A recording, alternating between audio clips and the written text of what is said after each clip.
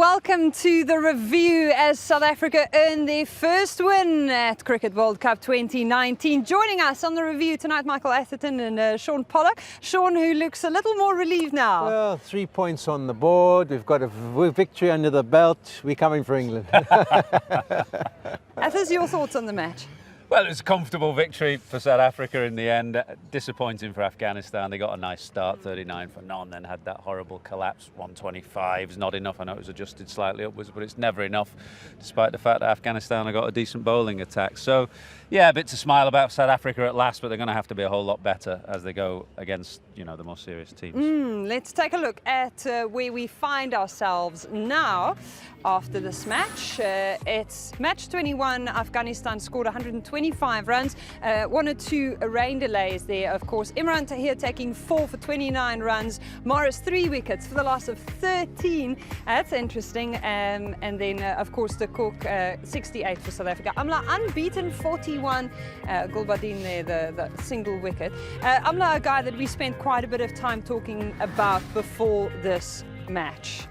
Are we any closer to seeing Hashim Amla, the one that South Africans know and love? Well, it's not the fluent Amla that we know. I mean, for most of his career, I think he averaged 55 with a strike rate of excess of 90 in the one-day format, fastest to 2, 3, 4, 5, 6, 7,000 runs. And it's not what we've seen from him in this tournament. And I mean, yes, he'll enjoy that time in the middle and probably feel a bit more settled. But I don't know how you kick on from that to producing something that could almost be like a match-winning innings against New Zealand in the next game. You just hope he can. Hopefully something's, I don't know, tweaked or clicked out there in the middle, and it'll be a better performance when you play against New Zealand. But it's not what we've seen from him. And I think the good fact is you've got Quinton de Kock the other side who's playing with a lot of fluency. So, you know, maybe he can balance out the act.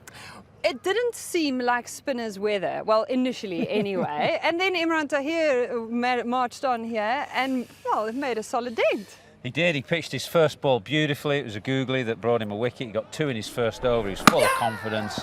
You know, he's celebrating every wicket with great gusto as he does. What fantastic celebrations. And he seems to be thoroughly enjoying his last big 50-over tournament.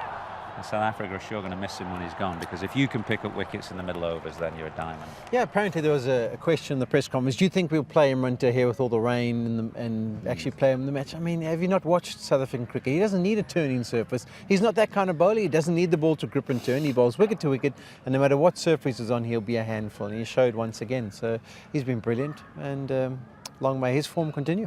I was lucky enough to bump into Chris Morris after that match that got rained off against the West Indies on Monday. He didn't seem to be too bothered and was very confident ahead of this match. One or two South Africans were a little worried, but Chris Morris got in there. I thought he looked the best of the seamers actually today. And after that indifferent start, I thought, with a new ball, the spell from Morris and Pethler just got South Africa back on track. They got control of the game, picked up a wicket or two, had that rain break, which was difficult for Afghanistan to cope with, and then the wickets tumbled after that.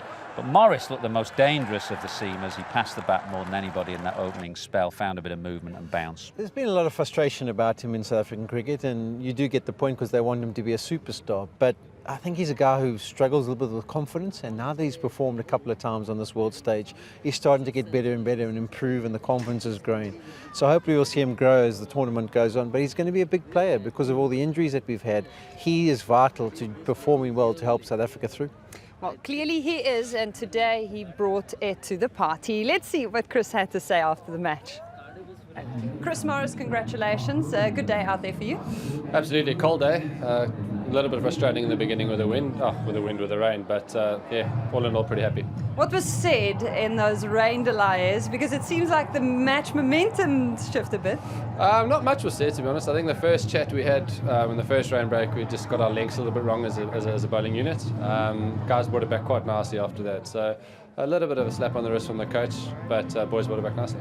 Clearly well timed then. Absolutely. I think we needed it to kick up the bump, so it was good. Yeah, we never want to see rain delays in these matches, but sometimes they do have an impact. Lucky for you guys, the second innings went off without a hitch. Yeah, boys played really nicely. There was quite a lot of determination in the boys' eyes today. Obviously, we know where we're standing in the World Cup and we know what we need to do. So, guys, like I said, a bit of determination and a bit of elbow grease and a bit of hard work, and boys toiled nicely. What are the things that you guys need to perhaps tighten up on ahead of New Zealand next? I think adapting to conditions a lot quicker, especially on the bowling side. As soon as we adapted to the bowling conditions, we were a different bowling unit. So I think that's probably going to be the key, because New Zealand are playing such good cricket at the moment, so we need to be really good. What was the sternest challenge you guys got from Afghanistan today? We knew it was probably going to be the spinners, but seeing the wicket this morning, I think we had to adjust more for their seamers. But the biggest challenge would probably have to be just the unpredictableness. It sounds silly, but you never know what you're going to get with these guys, because on their day they're so good. So I think we combated that well. Tell me about the preparation coming into this match. Is there anything you guys did differently? I think we got quite fortunate. We actually got one day in a full training session. There was so much rain in Cardiff the last couple of days, so we got quite lucky. We had a full training session, full fielding session, so I think the boys was quite nice. We had 2 full days off before that session, which we needed. Get out of each other's hair a little bit and see different faces, and as soon as we got back to training we were ready to go, so it was quite nice. And I heard you went go-karting. Absolutely. I aimed for mid-table and I ended up in the Olympic final 100 meters, so I was happy. Are you going to go go-karting before every match now? No, absolutely not. Congratulations and good luck with it. Thanks, As South Africans back home celebrate a proverbial rainbow after the darkness that the start of their Cricket World Cup campaign has faced, we have a beautiful rainbow. If you get to the end of here. it, there's qualification for the semis. Is there? Yeah, at the end of the rainbow. So I hope the South African Rainbow team guys Nation. heads over there. That ain't existing for you, I'm afraid. Team building, I asked him at the end there about the go-karting. It seems to have held the key for them. Well, I suppose in team situations you never know what's going to be the inspiration or what's going to get them playing properly. Maybe it is the go-kart. I heard there was a bit of putt-putt involved as well. So, talking about that, we need to go and have a look at the golf. So, what other questions you got for us? Just, the small matter of the US Open also taking place. There's a lot on this weekend. Quinton de Kock, speaking of a lot being on, 68 of 72 balls. A lot of people criticising Hashim Amla because, of course, South Africans are keeping an eye on that net run rate. Quinton seemed on pretty solid form. Yeah, and from what I've seen in this tournament, he's looked in good touch. He played well against England. I should imagine he's a bit frustrated because he hasn't really got a big score to show for it, and he's found odd ways of getting out, that ridiculous run out earlier on in the competition.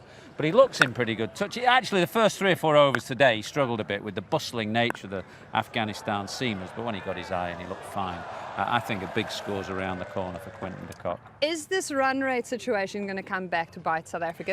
You know what? It might not, but you should always try and cover the bases. So this was an opportunity for them to get that net rate positive. I think it's minus 0.21 at this stage, which is not where they wanted to be. And if they'd wrapped it up in 5 overs, 10 overs quicker, they could have done that. So you've always got to be thinking, what if? What if they do win the next 5 games? What if 2 teams end up on the same amount of points? Are they going to be able to get over the line? Captain from 2003. Yes. Can we get rid of Mark Atherton for the end of the show? Yeah. You see, just because he's got England sitting third there and he's feeling pretty with a good net run rate, he decides to sledge us. All right? Speaking of run rates, though, Australia got a win today, of course, over Sri Lanka. They have played 5, though, so keep that in mind when you look at that 8 points tally of theirs at the top of the table. India, with 2 games in hand, it's a pretty solid going for them with 5. India look very strong. In fact, as it stands, is how you'd expect, I think, the teams to go through to the semi-finals. Which is not to say that's what will happen, but if you said what are most people's expectations, it's how it stands right now.